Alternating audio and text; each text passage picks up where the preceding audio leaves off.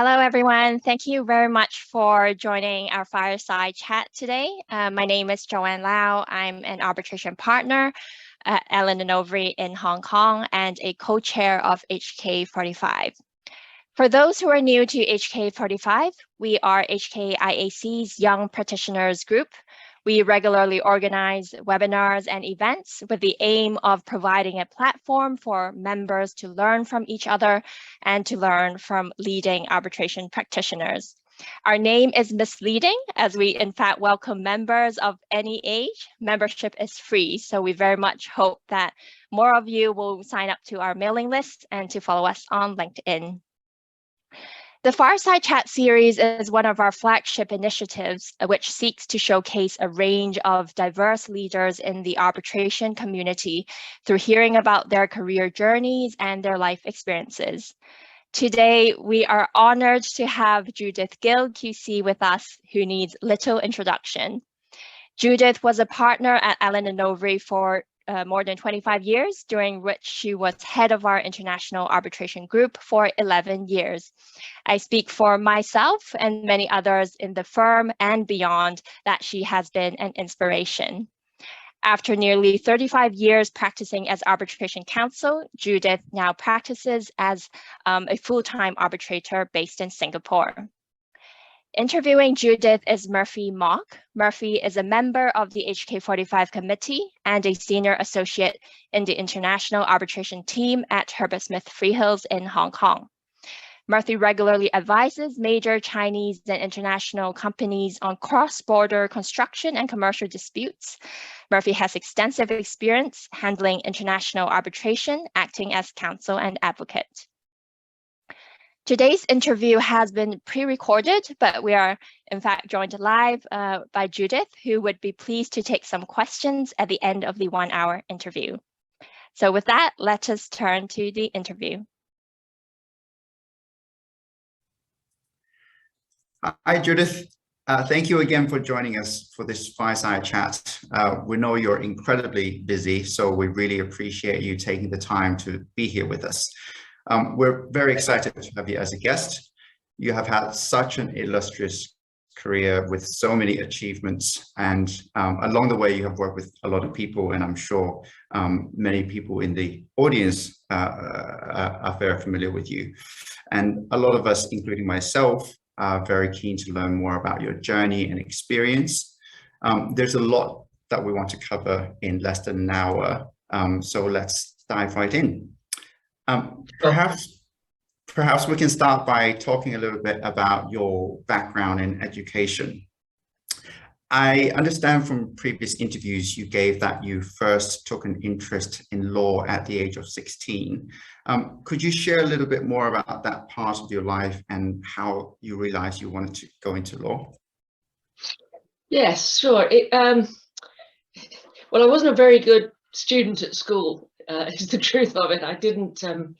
I never really enjoyed school that much, actually. So when I got to about 16, I went on a slightly different path and pursued what was more business-oriented education. So I left school and I went to a college, a technical college, and there I was training. I mean, I was actually doing shorthand and typing, and I also did more business-focused courses on accountancy and law and professional and business English.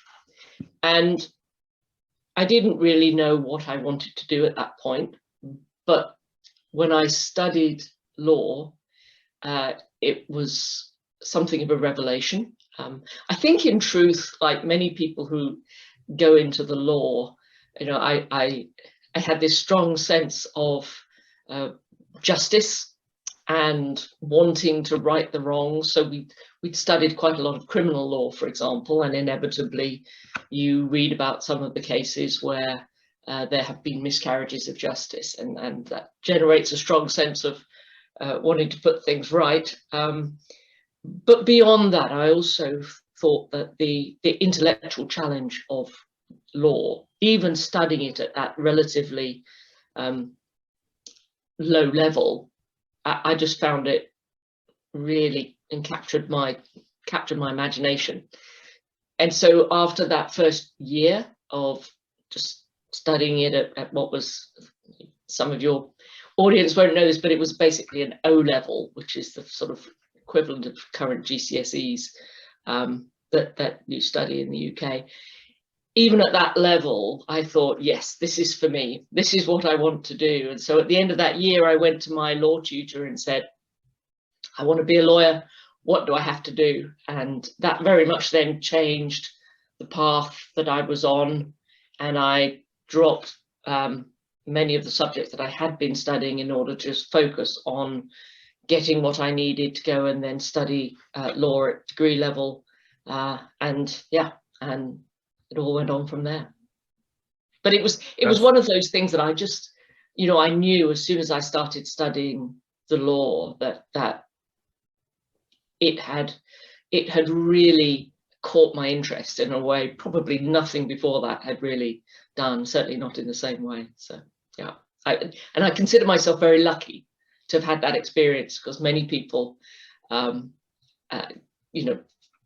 either will stumble into it or will not know from quite such a young age what they want to do with their lives. So I always consider myself very fortunate that I found it that early.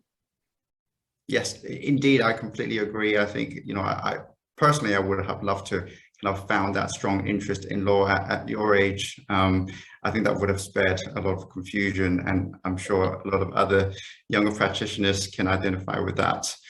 Now, obviously, when you were studying law at the time, it's very different to nowadays. Nowadays, a lot more women are studying law compared to men. And I imagine the situation might have been quite different at the time you're in law school. Did that present any particular challenges for you at the time? Yes and no. I don't feel I was ever held back because I was a woman. But we were most definitely a minority, both at university and at law school, and indeed when I joined Allen & Overy as a trainee, or article clerk as we then were. I think there were 14 people in my intake. 4 of us were women, 10 men. So we were clearly a minority, and I think to some extent there were no allowances made. We just all went down the same path, even down to things such as the form of dress. I think it was much more, I grew up wearing business suits, in which were quite similar to the sort of attire that men would wear, and I don't think I did it consciously, but with hindsight I've thought about it afterwards and thought, yeah, that wasn't really me expressing myself, that was me putting on a uniform because that was what I felt at least was expected. But on a more substantive level, yeah, everybody's had these odd comments which from time to time they would be considered totally inappropriate. There was an element of that, but in truth I never really felt that I was being held back or disadvantaged by the fact that I was a woman and that we were a minority throughout those different stages of my early legal career. Others may have different experiences, but at least for me, I felt that I was treated generally extremely well, and I didn't feel that I was discriminated against because I was female. So yeah, it was different, but I wouldn't say that it presented me with particular challenges that I now look back on and think, yeah, that made it really tough. But it's partly probably a little bit, when you live through things, you just live through them. And I'm not the sort of person that wants particularly to sit and reflect and think, well, that was hard and that was hard. I just kind of get on with it. So, you know, maybe I've blocked some things out, but generally speaking, it was fine. That's very nice to hear. Now, aside from the legal education, was there any other part of your life or experience up to that point, you know, during the course of your education that you felt particularly helped you in starting out as a young lawyer later on? I think probably the one thing I felt quite grateful for was that while I was at school and at university and really throughout my time before actually going into the law professionally, I'd done lots and lots of other jobs. I'd done Saturday jobs, I'd done holiday jobs, and obviously I did it at the time because of, you know, I wanted to make some pocket money. But I think on reflection, I learned a great deal from doing those different roles. You know, I had a lot of contact with people, so I think my people skills developed enormously. I remember one particular job I had, and I didn't realize what I was letting myself in for, but I had a vacation job where I was told I would be manning the phones of this company that produced, manufactured and fitted blinds for shop fronts. And so I went along, and it soon became clear to me that I was actually the complaints department, and I spent a couple of months handling irate customers for these not very good blinds that were manufactured by the company that I was working for.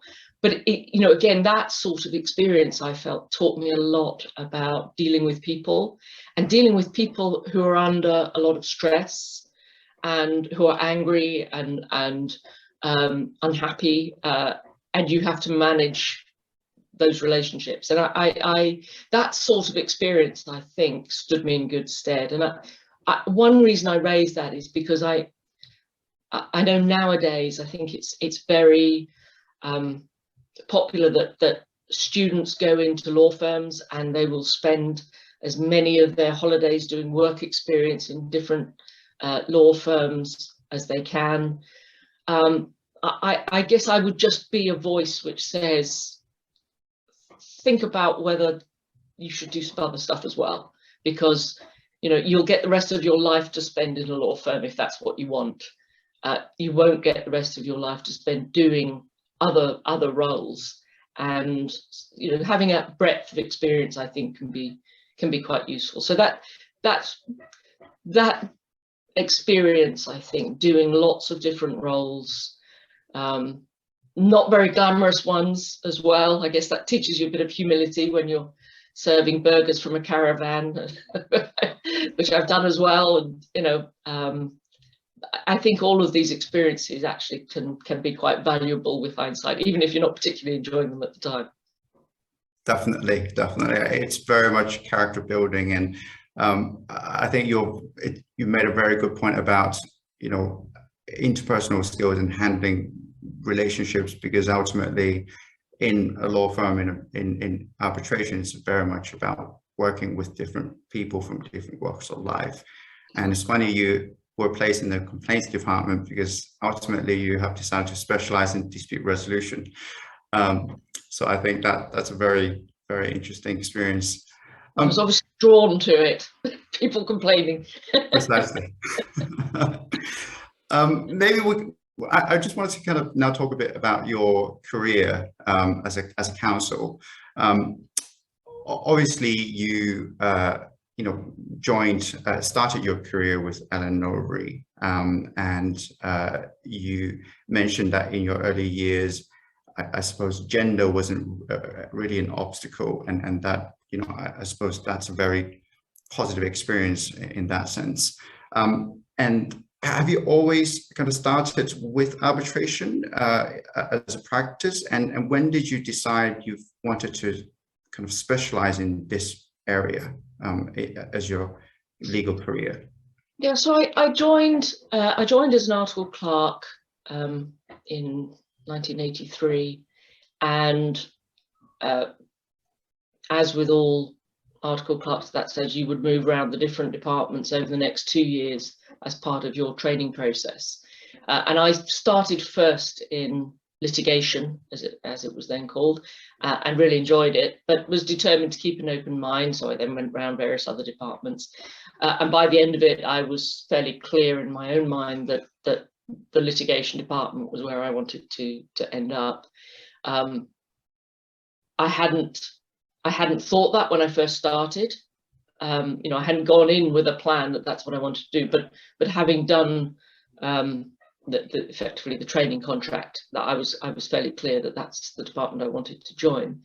And having done so, I then, you know, was given a few cases to work on, a fairly random selection at that point, and I did some court work and some arbitration. There were a couple of very large arbitrations I got involved with, and really enjoyed working on them. And there then came up an opportunity to do a diploma in arbitration.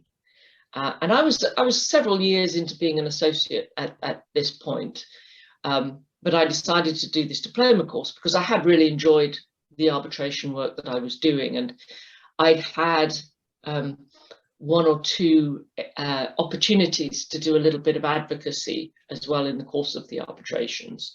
So substantive advocacy, not just time summonses or, you know, seeking extensions from the court, but actually something slightly more substantive. So I was leaning in that direction, and I then went and studied the diploma, which some of your members may be familiar with, but it was started in Queen Mary College. And we were the first year. I was in the very first cohort of students studying in that course, which was set up by Julian Liu and Martin Hunter, both greats of the arbitration world. And I really enjoyed studying the course because it was the first time that effectively I'd been presented with a structured course that gave something of an overview of arbitration. So inevitably, when you work on cases, your role will focus on particular aspects, and you'll become very familiar with that. But what the course did, which I felt I really benefited from, was to give something of a holistic view of the arbitration process and some of the challenges. You know, some of the for example, the relationship with the courts, how it's sometimes it's supportive, sometimes it's supervisory, and distinguishing the different roles, and also looking at things like conflicts of interest and arbitrary appointments and the like. So I found that course really, really interesting, and it would that really. So this was really building up to a career in arbitration, and having done that, you know, I then made a much stronger pitch within my law firm to say, if there is arbitration work, I've done this course, I want to be involved in it.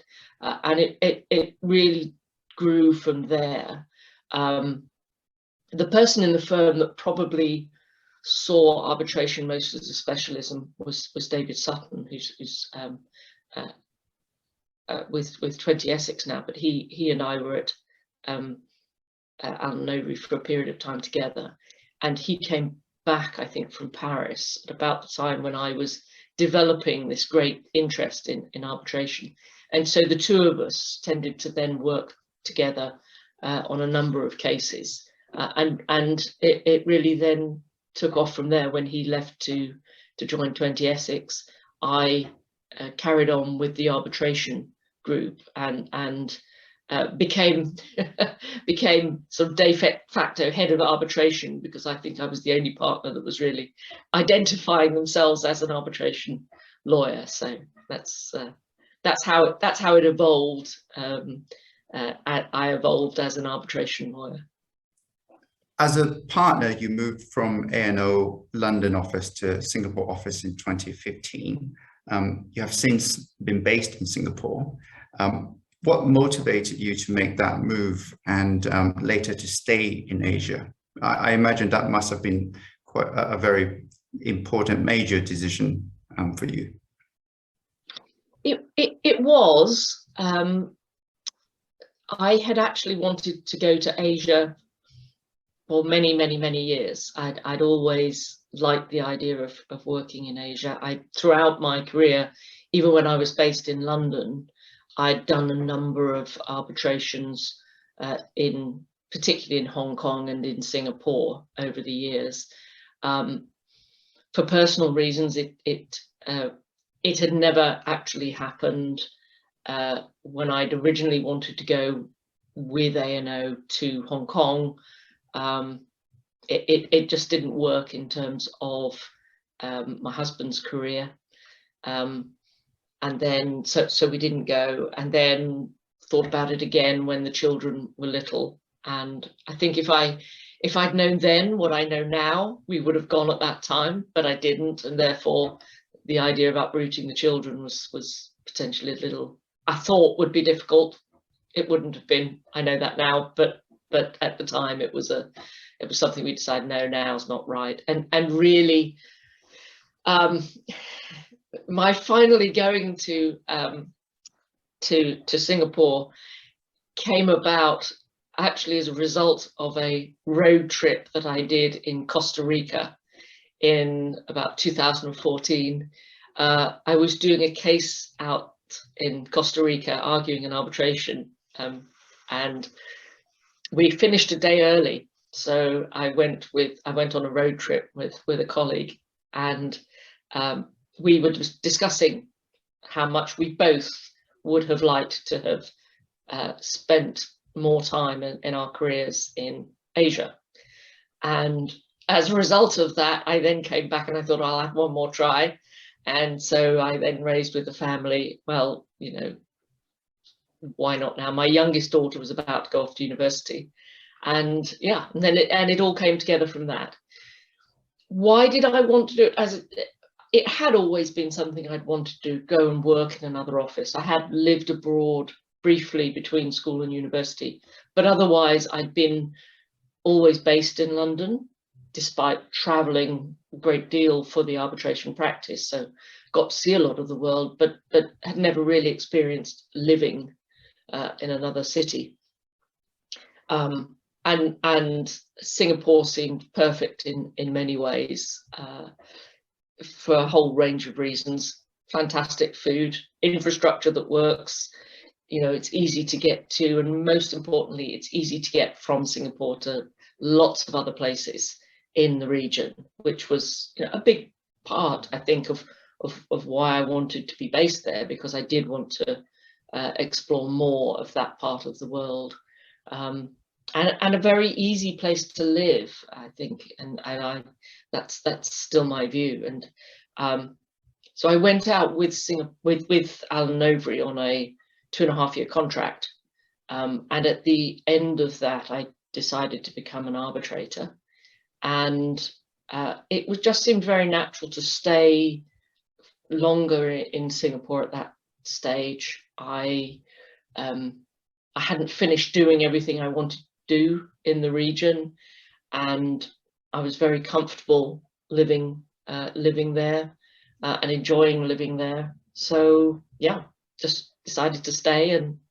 it's coming up on 7 years now that I will have lived there, and the time has flown by, and I'm still very much enjoying it. And my plans for exploring the region put on hold to some extent by the pandemic. So yeah, still plenty on that to-do list. That's good. Hopefully that will keep you in Asia for a little longer. I mean, obviously we would have loved to have you move to Hong Kong, but you know, Singapore is not too far away. You mentioned earlier that when you were in Singapore, you decided to become an arbitrator, and that was in 2018. Yeah. What made you want to become or sit as an arbitrator full-time at that point? And was there any significance to that kind of timing?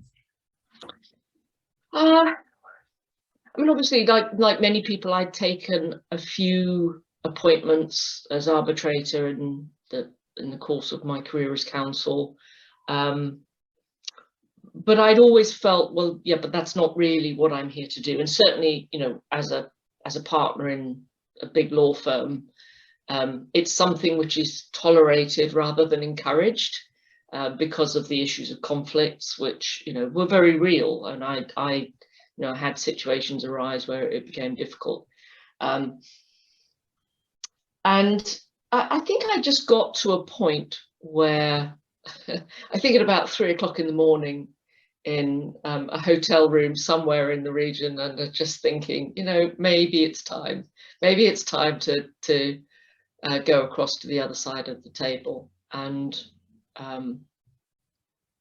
yeah, it's a little difficult to explain, you know, that you can't point to specific concrete events which made that the right time for the decision, but it was just a feeling I had. Before then, I'd felt very strongly that I was really enjoying my career as counsel, and developing the practice in Asia after I'd moved there, working with, you know, large teams of people, which was really important, and something I found really enjoyable. But I just got to a point where I thought, no, enough now. I would like to change roles. And I thought quite a lot about going and doing something completely different, as you do when you're, I don't know, ruminating about possibilities. I don't know, go and be a non-exec of or get involved in hospital trusts, or all sorts of things I thought about. But ultimately, I felt, well, actually, maybe the more sensible thing to do is actually just explore the role of arbitrator and see if I like it. And one of the things I was very conscious of is it is a different role, a very different role. And I'd loved being counsel. I'd been, you know, had a lot of success as counsel, but I understood very well that that did not necessarily mean that I would enjoy or be successful in the very different role as arbitrator. And it was something that I needed to learn about as I progressed in that new role. So I decided I would move across, become a full-time arbitrator. One thing I didn't want to do was to effectively, and I also, sorry, I should just say that it was a fairly easy decision that I could not stay with the law firm and pursue a career as a full-time arbitrator in a way that I would wish to do because of the conflicts issue. It's just too difficult. It's not fair on the law firm, and it would be too limiting for me. So I was going to leave the law firm that I had, you know, grown up with and spent my entire career with. So it was a big step. And one thing I didn't want to do was to then find myself actually arguing cases as counsel in my new role, rather than actually making the switch to becoming an arbitrator. So I decided very firmly that it would be a clean break, if you will, from the counsel role, and that I would just work as an arbitrator, which, you know, again, with hindsight, I think was for me at least the right decision, so that I could really focus on the work as an arbitrator. And I think a lot of people in the audience would like to know, what is it like to be a full-time arbitrator? Which parts of your job do you like the most, and which part the least? I imagine that might have changed somewhat compared to when you were acting as counsel. Yeah, I mean, I honestly do feel they are very different jobs. I know a lot of people sitting as counsel will take on the role as arbitrator, but to my mind, when you become a full-time arbitrator, it is a different job. You have different demands, different responsibilities, and the way I described it recently is, you know, the highs aren't so high and the lows aren't so low. It's a much more level existence, I would say, than acting as counsel, but it is different. And one of the things I very much enjoy is the award writing. and the decision writing, substantive decisions, because inevitably in my counsel role, I had developed over decades, and the truth is, by the time the last sort of 5 years or so of my career, I would review submissions on my cases, but I would not sit down with a blank piece of paper and think, right, now I'm going to write this statement of case or this statement of defense. I would get a pretty advanced draft, which I would then review and comment on and ultimately sign off on it. That was my role, that was my responsibility.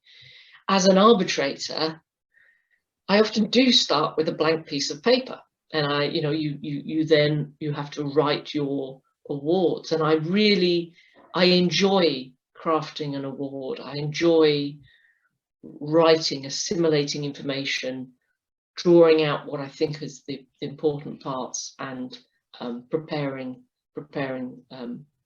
a decision or an award that communicates the tribunal's thinking to the parties. And that is, it's quite interesting, because as counsel, I would say, what did I enjoy most? The advocacy. Well, there isn't any of that anymore. I don't stand up and advocate a case in front of a tribunal anymore. So that part has gone. The hearings as counsel were always a really, really big deal. You put so much time and effort into preparing your cross-examinations, your submissions for the hearing. It's a really big deal, and at the end of it, you get that great sense of satisfaction that you've finished your hearing. It's not really like that for an arbitrator. For an arbitrator, the hearing is part of the process of your assimilation of all the evidence and argument. It's your opportunity to ask questions, but it's not the same intense part of the process that it is for counsel, because the intensity for the tribunal, I think, is more focused on the preparation of the award or the decision. So they are different roles. There are different parts of each which I have enjoyed. Certainly at the moment, it's creativity, I suppose, of the work product that the arbitrator produces. It's the intellectual excuse me, the intellectual stimulation of seeing cases argued, cases presented, different perspectives, and then that analysis on the part of the tribunal in reaching its decision of grappling with the relevant law, grappling with the relevant facts, and coming to a conclusion. And I find that all demanding but extremely interesting. That certainly sounds very interesting.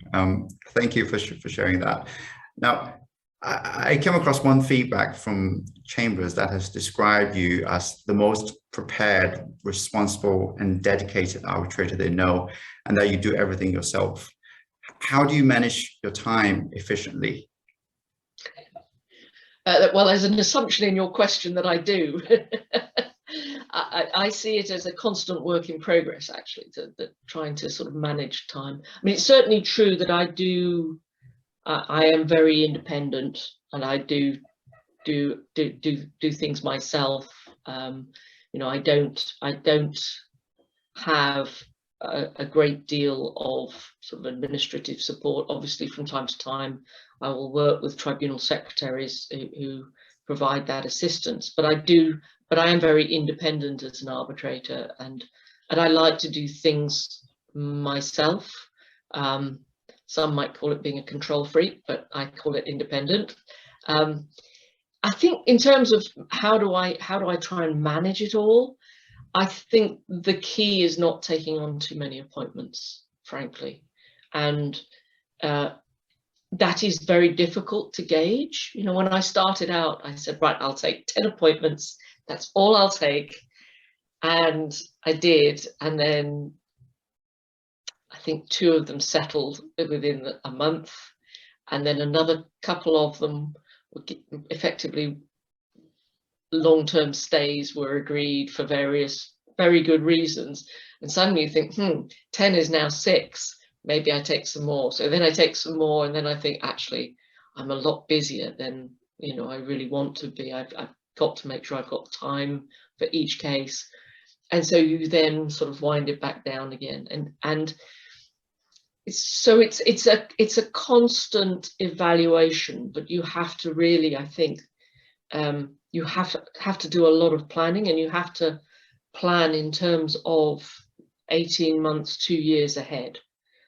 Which can be very difficult. And obviously the other issue is that things move around. I mean, COVID was a classic example of how, you know, external events can suddenly mean that your nicely planned diary goes out of the window because so many cases got adjourned at that time, and then became a backlog in later period of time.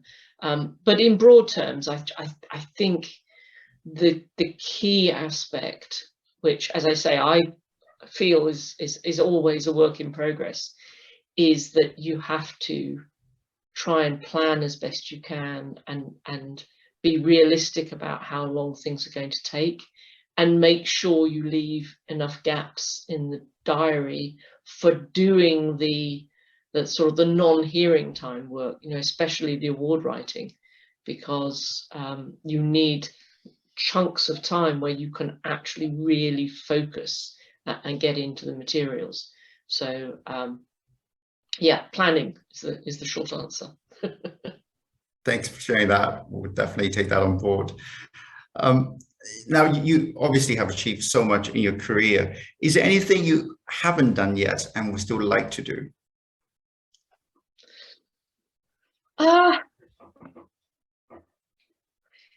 You know, I think honestly, where I am now, I don't think like that. My mindset is not about, oh, you know, I wish I could still do this, I wish I could still do that. Other than, I suppose, that constant goal of getting a good work-life balance. But I think beyond that, you know, I feel very, very contented with the role that I have. You know, I find, you know, the cases that I sit as an arbitrator on are, to me, very interesting, and I'm fortunate enough to be able to ensure that I have a good mix of cases. So I will do some IP disputes, I will do some construction disputes, I will do some investment arbitrations, I will do corporate disputes. But you add them together, and it's a good mix. I think, for me personally, that's maintaining that mix is certainly one of my goals, because that keeps it very interesting. But I'm not sure there's anything I sort of particularly feel that I want to achieve as a, you know, some particular aim that is still out there. I think my main aim in life at this stage is to enjoy what I'm doing, and you know, so far so good. Great. Well, I want to talk a little bit about the arbitration practice, kind of taking a step back and looking at the practice as a whole, as a community. I mean, over your career, what would you say, the biggest changes you've observed in the international arbitration practice? I think certainly when I started out doing arbitration, it was a much smaller practice area, and I'm talking globally, I suppose, and in general terms. So the arbitration that I was exposed to as a young lawyer largely mimicked court proceedings. It would be very common that even in international commercial cases, you would have 3 retired judges as arbitrators, and certainly within the English system, you would have QC, junior counsel, and then we would be the solicitors.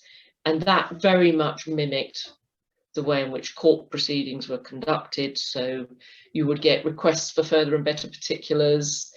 You would essentially, in many respects, have a procedure which, in broad terms, was quite similar to the way in which court litigation was conducted.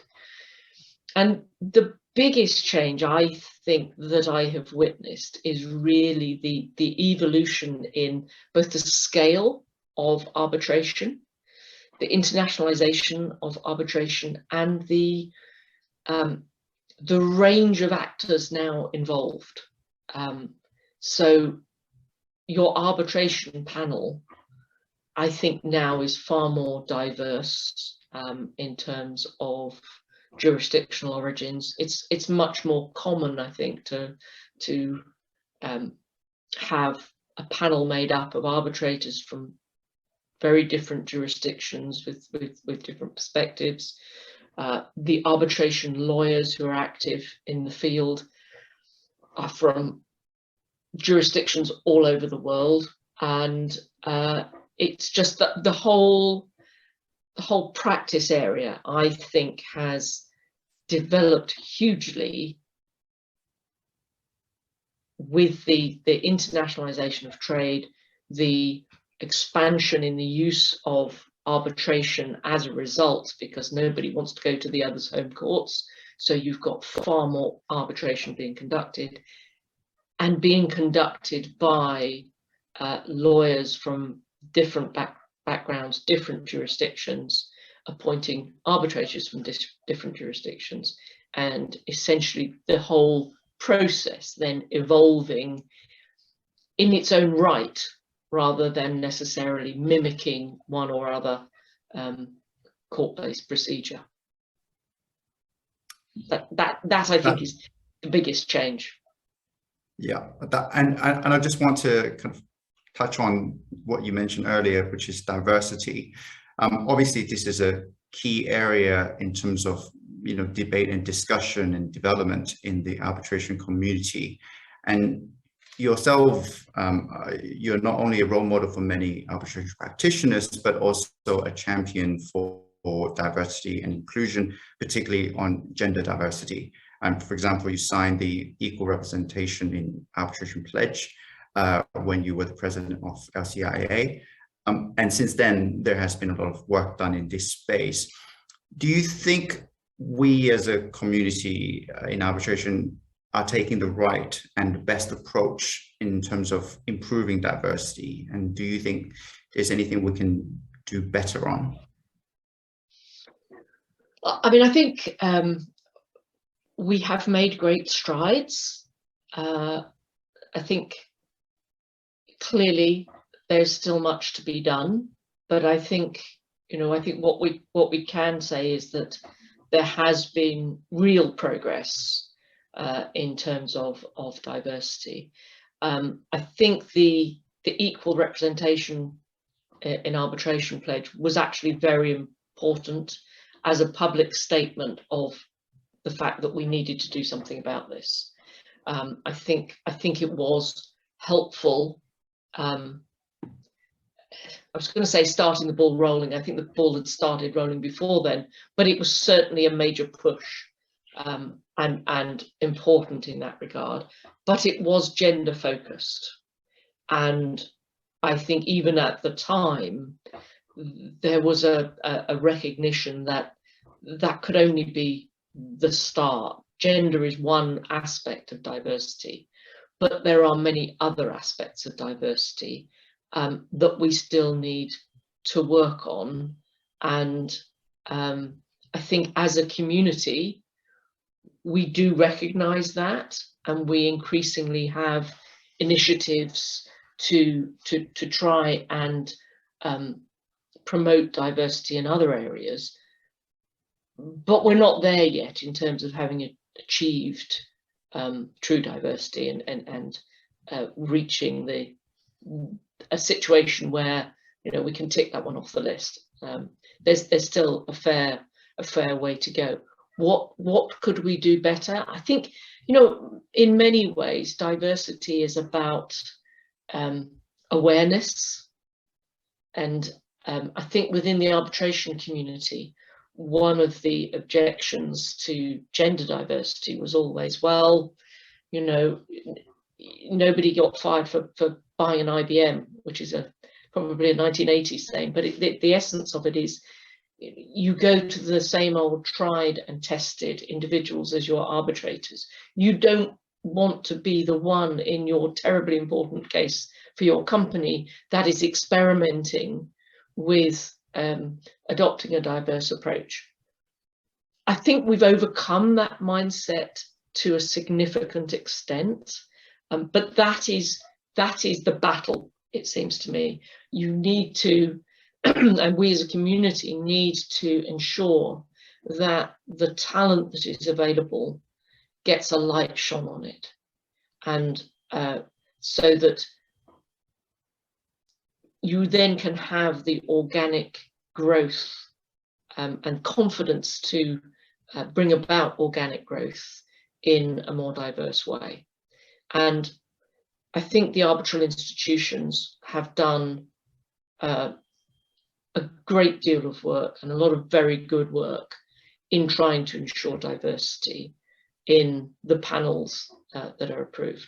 But it's still ongoing. You know, we still, you know, we have organizations which have come up, which are promoting, for example, arbitrators from Africa.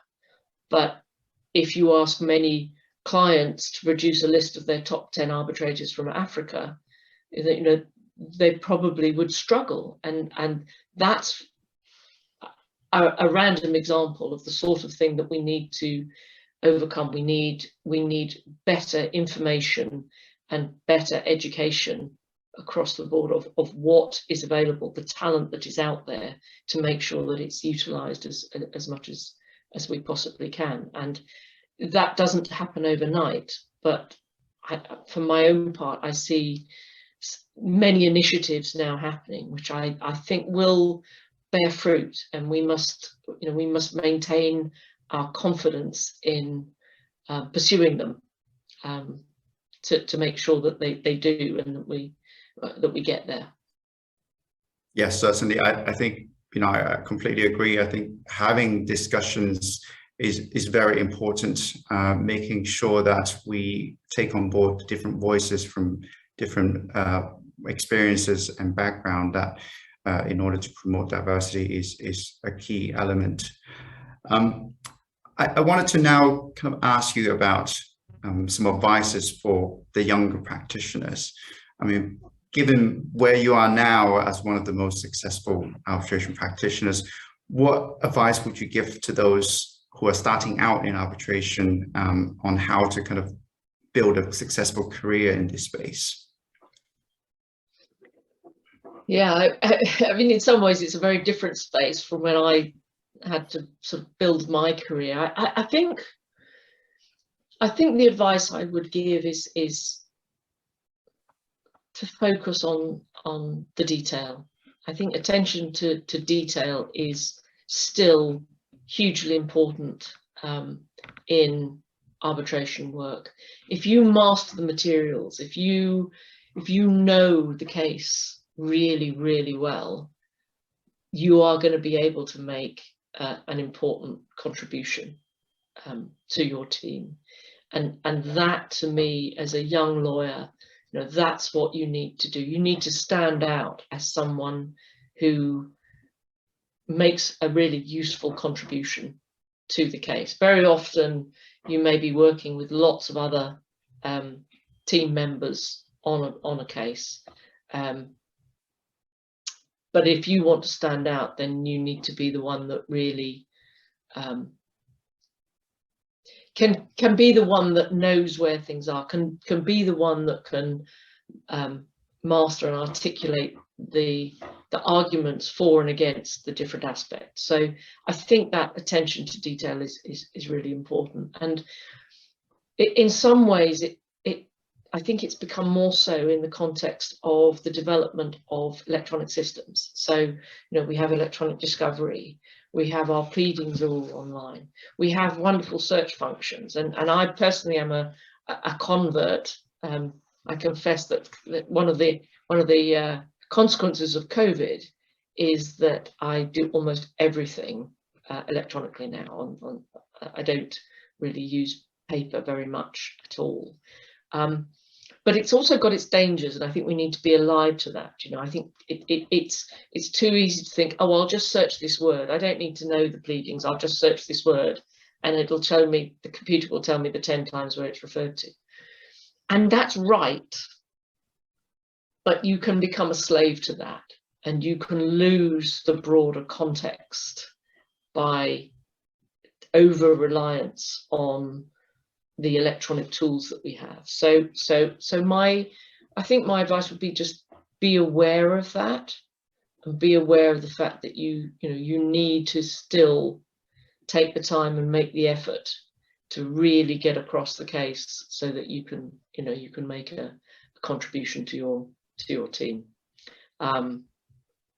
Yeah, I think that's I think the other advice I'd give to young lawyers starting out is take whatever opportunities you get. When I look back on my career and how it developed, especially in the early years, it wasn't some grand plan, and this is what I'm going to do, and I'm only going to focus on work of this particular type. I'm not going to do anything else, and that's how I'll build my career. And my sense is now that because, and again, this is a positive thing in many ways, many young lawyers have a very firm idea of what they want their careers to be, and how they want them to develop. They see that end point. There's perhaps less inclination to grasp at opportunities that don't seem directly focused on achieving that goal. And let me give you an example. So I remember as a relatively young associate, one of our clients, his wife had a car accident in a car park. Not an accident, it was a door opening, damage to another vehicle. And because it was an important client, this client said, can someone go along to court and work on this case with my wife? And so, my hand shot up. I was the first one. I said, I'll do it. And you say, well, is that an obvious course for an arbitration lawyer? Answer, obviously not. Did I learn from doing that? Hugely. I learned about cross-examination.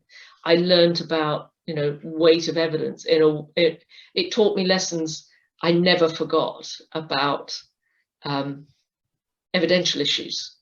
So, I just give that as an example of, you may get opportunities in the course of your career as it develops that maybe don't seem quite as sort of mainstream geared towards what you perceive as your goals and the direction you want to go. But, be a bit adventurous. Try it. You may find you enjoy it, get an enjoyable experience out of it, but you may also find you learn things that maybe you didn't expect to. So that would be my other advice. Take your opportunities, even if they're a little bit left field. Yeah, definitely. And I guess it's keeping an open mind and expect the unexpected at times, I suppose. And what's your view on mentorship? Did you personally have any mentors, and how do you think they have shaped your career or your influence your decision-making process? I think the answer is I did, but again, typical of the age, we didn't call them mentors, and I didn't think of them as mentors at the time. I mean, my first mentor undoubtedly was the law tutor that I mentioned to you when I studied law at 16. My tutor at that stage was hugely influential and encouraging of me to go and pursue a career in the law. She was teaching it. She had studied it at university, but then for various reasons had not been able to pursue a career. And I think she saw me as, I could have the career that she hadn't been able to have. And she was hugely encouraging and gave me a certain confidence as well in the fact I could do this and I could do well in this, and gave me great encouragement. So she was probably my first mentor. And then, when I was at A&O, again, those were the days.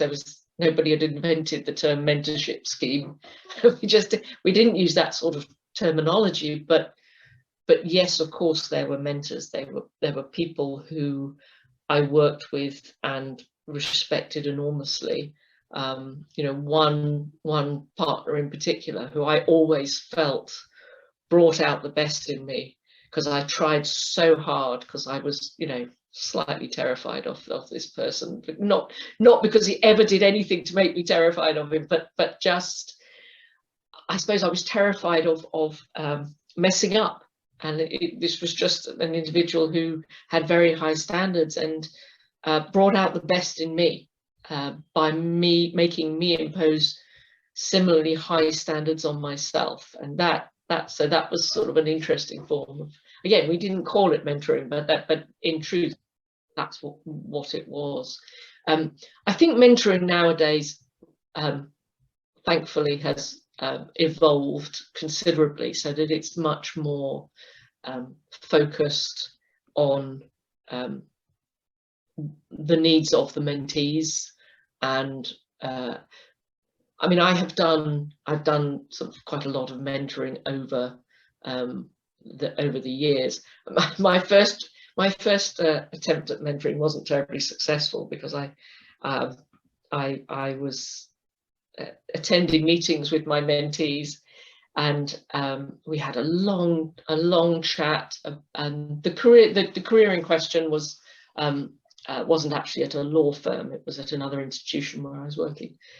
And the next thing I heard is that my mentee had handed in their notice, because they decided that, following the discussion with me, that the job they were doing wasn't for them, which I felt really bad about. So it wasn't all plain sailing in my role as a mentor, but generally speaking, I think the important thing for a mentor to do, and for mentees to have, is that encouragement and support, but also from a practical sense, they need a sounding board, someone that they can talk to, that they can trust, to have a confidential discussion with, but also a realistic discussion. I think as a mentor, an important part of it is also a degree of honesty and realism with your mentee when you're discussing with them what their aims, what their ambitions are, how they're going to achieve it. I think it's really important to listen, but it's also important to, usually in the form of questions, but to just try and inject practicality into the process as well. So yeah, and that's in broad terms how I've tried to develop the mentoring role. Those are all very valuable advices. I'm conscious of time, so I propose that we try to wrap this up by me just asking you a few non-work related questions. Sure. What is one book that has greatly influenced your life or career? There's only one book. There's only one book, and that's Russell on Arbitration, which has probably taken in total about 15 years of my life. So that was I was invited to co-edit the book when I was still an associate, and the first edition took a long time to get off the blocks, because the first edition I was involved in writing took a long time to get off the blocks because the new 1996 Arbitration Act was published right just about the point where we'd finished writing the book. So we then had to go away and rewrite large sections of it to reflect the new act. But I've been involved in 4 editions of the book so far. And so a book that has influenced my life or career, there's only that one. Stands out above all others. I think on a more, what your question was probably more aimed at is in terms of, from a personal point of view, I would say one of the books I've always loved was Tanya Eby, Maiden Voyage, which was about a young woman whose father gave her the choice. I'll either pay for you to go to college, or I'll buy you a boat, but you then have to sail it around the world. And she took the boat. And I think that sense of adventure has always, I've always shared that. I've never sailed a boat around the world, but I've done so vicariously through that book. And the whole notion of you have to step outside your comfort zone and take on challenges in your life is something which I think has influenced me and made me want to continue to do that, particularly partly in the professional sense, but also in the personal sense. I think you might have sold that to quite a few of us in the audience, and you will be buying that book right after this. And just lastly, to wrap this up, what was your guilty pleasure during COVID? Whether it's music, TV, movies, books? I'm not sure I should be telling you this, but honestly, the answer is gardening. I have never in my life had any interest. My parents were keen gardeners. I've never had any interest in it whatsoever. But for the first 5 months of the lockdown, I was actually stuck in the UK because I came back for a holiday and then the borders shut. So I was stuck here. So I was staying in my house in Cornwall, and of course, couldn't get anyone else around to do the garden. So I started doing the garden, and I got a little app on my phone so I could actually identify what were weeds and what were flowers, because I had absolutely no idea. So that was my little guilty pleasure. I'd spend time doing my garden in a way that I'd never done before, and I have to say I haven't really done since. I sort of, now I've got back and the world is working largely normally again. Yeah, I think the gardening will probably have to wait until well, if it ever returns, it'll be a long time coming, I suspect. That's a great hobby to have, and I'm not sure if that's entirely a guilty pleasure. It's a very rewarding one, I would imagine. It is. I tell you, the reason I think of it as a guilty pleasure probably is because, and again, it's your own personal perspectives, isn't it? It's, I think of it as something that my elderly parents did, and so sort of, don't tell people I'm gardening, they'll think I'm I'm about ready to be put out to grass, and that's why I suppose I see it as a guilty pleasure. But of course there are many young people who absolutely love their gardening and are very knowledgeable in a way I am not, and probably will never be.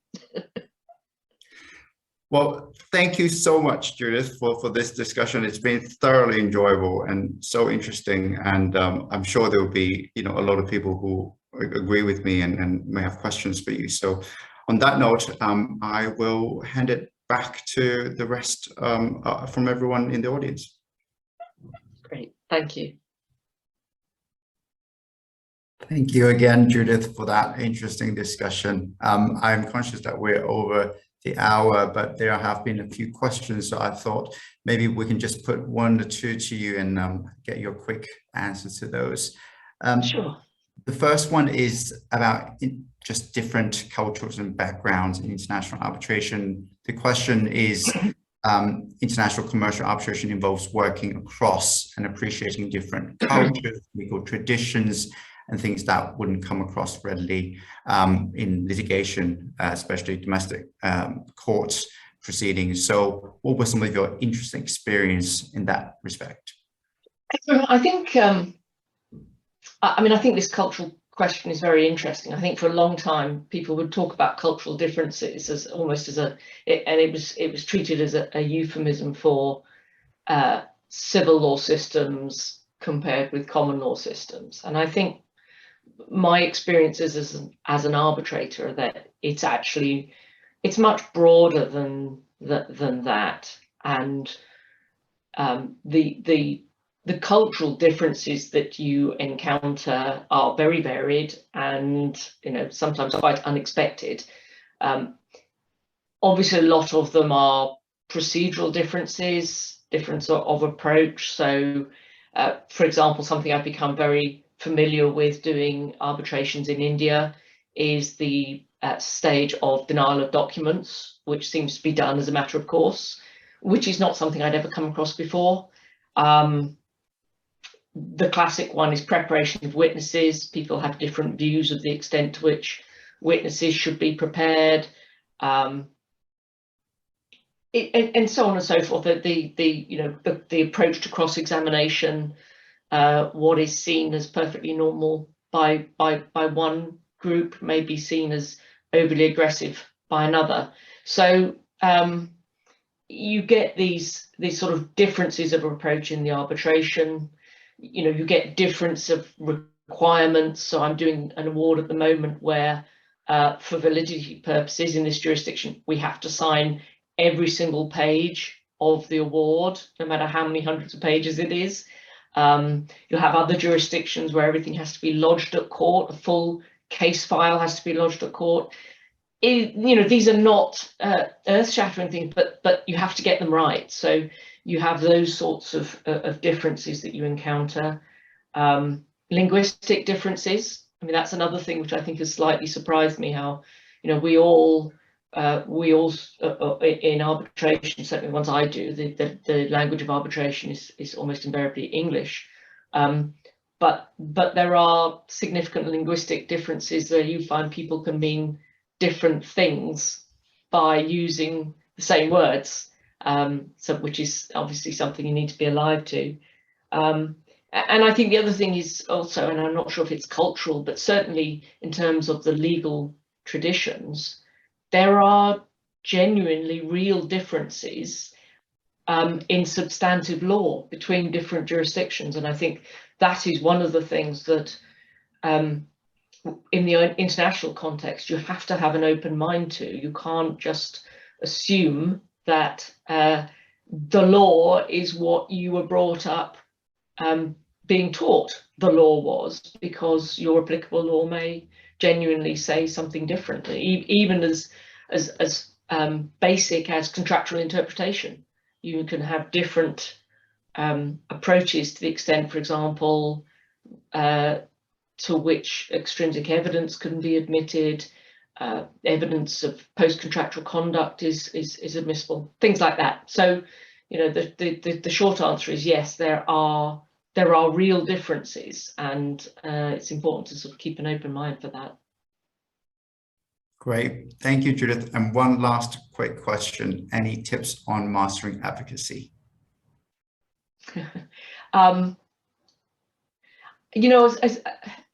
I think that the main point I would say is for an advocate is think very carefully in advance what you're asking, and even more importantly, why you're asking it.